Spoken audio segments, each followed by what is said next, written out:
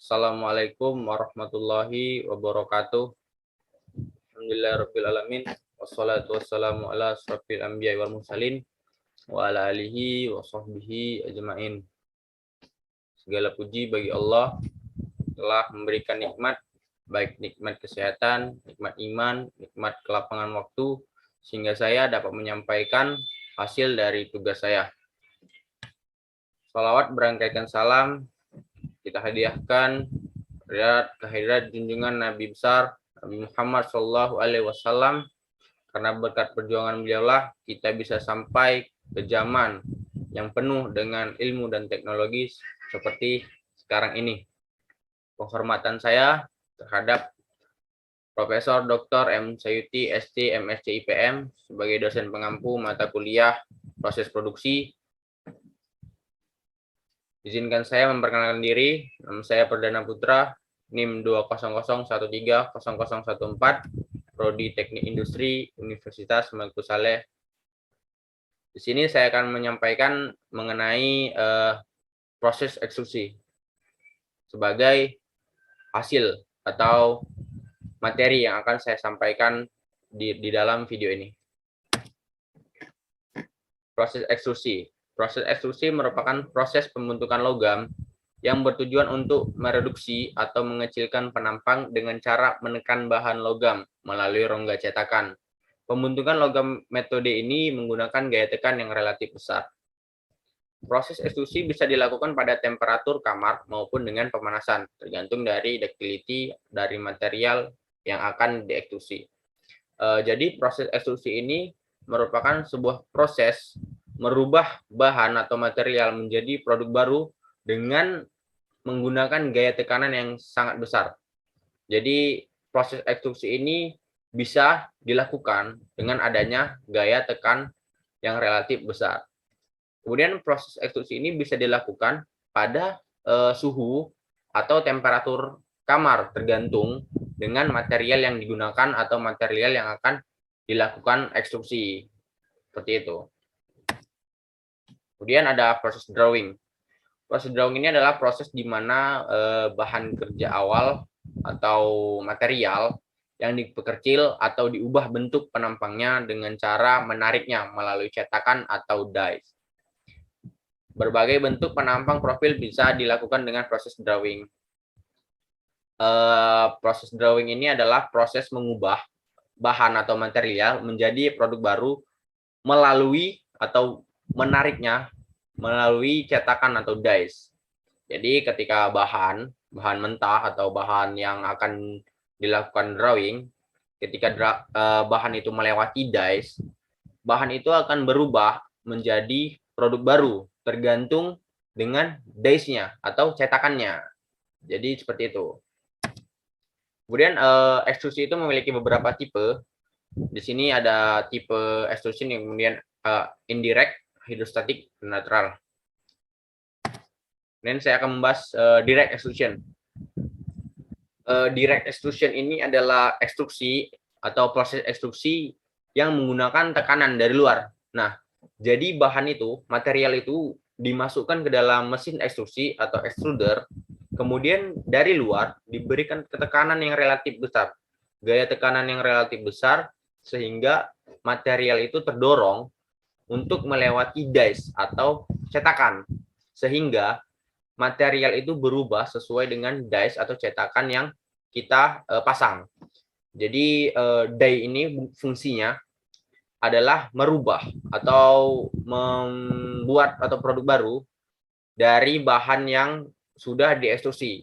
Kalau misalnya dies-nya ini bentuknya L, kemudian ketika diekstrusi maka hasilnya akan L atau besi L. Contoh nih, besi, ketika besi itu bentuknya bulat atau seperti gumpalan, kemudian dimasukkan ke dalam mesin extruder, kemudian dipres ke arah die, menuju die, kemudian dari die itu akan merubah material besi tadi menjadi huruf L. Nah, tergantung dengan die-nya. Jadi die ini bisa diubah sebutuhnya atau kebutuhan. Jadi tidak harus huruf L atau tidak harus bentuk-bentuk tertentu. namun bisa diubah menjadi bentuk-bentuk lain sesuai kebutuhan. Ini adalah sedikit penjelasan yang sudah saya jelaskan tadi di depan, di awal. Ini adalah gesekan yang terjadi pada direct extrusion. Nah, di dalam proses direct extrusion itu ada gesekan yang terjadi antara billet. Billet itu materialnya terhadap kontainer atau chamber. Chamber itu di dalam mesin extrusion itu ada seperti ruangan atau rongga yang berfungsi untuk meletakkan billet atau material. Jadi terjadi gesekan antara material dan kontainer tadi. Gesekan terjadi karena billet bergerak relatif terhadap chamber selama proses ekstrusi. Kemudian seperti itu. Nih, teman-teman bisa lihat di gambar yang paling bawah, itu adalah sedikit gambaran mengenai proses extrusion.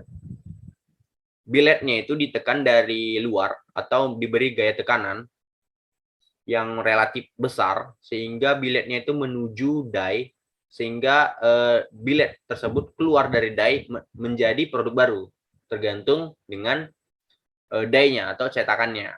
Jadi bisa berubah-ubah sesuai kebutuhan. Kemudian yang kedua adalah indirect extrusion. Indirect extrusion ini adalah kebalikan dari direct extrusion. Kalau direct extrusion itu billetnya atau bahannya yang kita dorong menuju die, namun di indirectnya ini die-nya yang kita dorong menuju billet atau bahan. Contoh nih, kalau misalnya direct extrusion itu billetnya didorong dari luar menuju die sehingga keluar produk baru. Kalau indirect kebalikannya, die-nya itu didorong menuju billet atau material sehingga keluar produknya itu sama-sama dari die, cuman proses yang berbeda. Keterbalikan antara direct extrusion dengan indirect. Jadi kebalikannya, kalau directnya itu billet atau bahan yang didorong, kalau indirect adalah die-nya yang didorong. Tapi produknya keluarnya sama-sama dari die. Dan gesekan pada indirect extrusion. Hampir sama dengan direct extrusion, indirect extrusion juga memiliki gesekan. Bisa teman-teman lihat di gambar paling atas tuh, itu die-nya didorong menuju billet. Nah, gesekan itu terjadi ketika die bergerak ke arah billet. Die-nya itu didorong ke arah billet. Nah, gesekan antara billet dan die itu terjadi karena dorongan dari luar, dorongan die ke arah billet. Itu adalah gesekan yang terjadi ketika melakukan indirect extrusion. Kemudian ada hydrostatic extrusion. Hydrostatic extrusion ini diameter billetnya lebih kecil daripada diameter chamber. Diameter materialnya itu lebih kecil daripada chamber atau rongga atau tempat menampang di dalam mesin ekstrusi.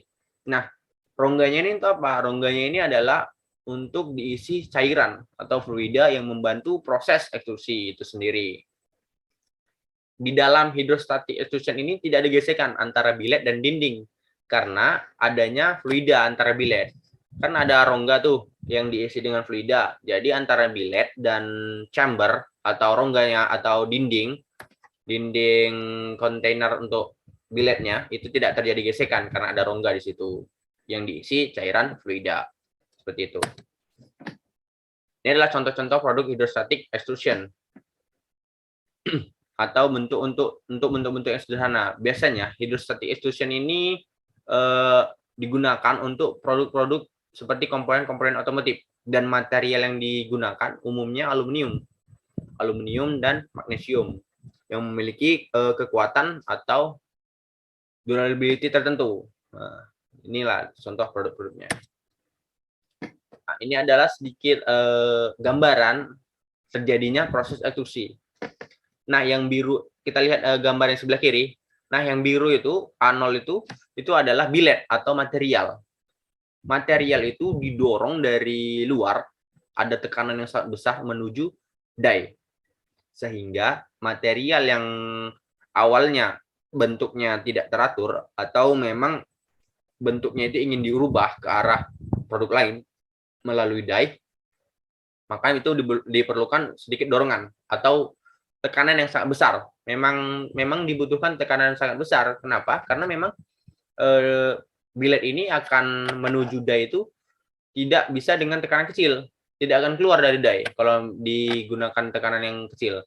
Memang harus digunakan tekanan yang besar sehingga material itu atau billet itu keluar atau menuju die sehingga produk baru tercipta. Seperti itu. Ini adalah temperatur atau jarak-jarak temperatur yang memang dibutuhkan ketika melakukan proses ekstrusi. Ada beberapa material yang memang harus dibutuhkan pemanasan. Pemanasan itu artinya seperti peleburan, namun tidak sampai titik leburnya. Hanya sedikit dipanaskan ya supaya mempermudah proses ekstrusi. Kalau sampai titik lebur, otomatis itu akan cair. Nah, kalau extrusion ini tidak perlu sampai lebur dia hanya sedikit dipanaskan sehingga dapat didorong dari luar, sehingga produknya itu yang keluar dari die itu bisa terbentuk seperti itu. Ini adalah sedikit contoh produk-produk yang dibuat dari proses ekstrusi. Nah, ini kita masuk ke contoh atau hasil proses ekstrusi. Di gambar yang sebelah kiri, nomor pertama yang di atas, itu bentuknya berbeda-beda. Ada L, ada lingkaran atau bulat seperti pipa, ada yang kotak. Nah, bentuk-bentuk itu didapat dari bentuk atau penampang die-nya. Penampangnya itu bentuknya apa? Kalau misalnya kita pasang bentuk L, maka hasil ekstrusinya akan keluar besi bentuk L. Kalau misalnya kita pasang persegi, maka yang akan keluar dari die-nya itu, produknya itu adalah bentuk persegi. Jadi apa yang hasil dari produk ekstrusi itu tergantung dari die yang kita pasang. Contoh di sebelah kanan atas itu ada beberapa komponen yang berbeda-beda atau variasi, itu semuanya tergantung dengan die-nya yang dipasang.